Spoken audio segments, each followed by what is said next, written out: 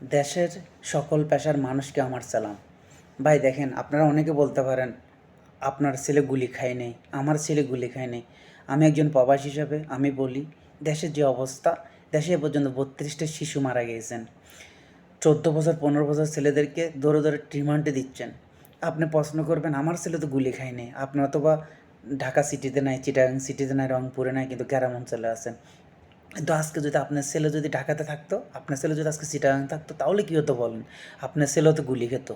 তাই আমি সকলের কাছে আহ্বান করব, আপনারা সবাই আসেন, ছাত্রদের পাশে দাঁড়ান। এভাবে আজকে আপনি মনে করুন আমার সন্তান গুলি খায়নি, কালকে আপনার ছেলে যদি গুলি খেত আপনি কী করতেন? সরকার আপনাদেরকে ডর ভয় অনেক কিছু লাগাবে। আল্লাহ মাহবুদে বলেছেন, যারা জালিমের পক্ষে নেই ওরাও জালিম, ওদেরকে আল্লাহ মাফ করবে না। তাই জালিমের বিরোধিতা করেন, জালিমকে ক্ষমতার থেকে নামেন, আর না আমাদের হাজার হাজার ছাত্র মারছে, আরও মারবে। তাই সকলের কাছে আমার আহ্বান, আপনারা সবাই একসাথে এই জালিমের বিরুদ্ধে রুখে দাঁড়ান।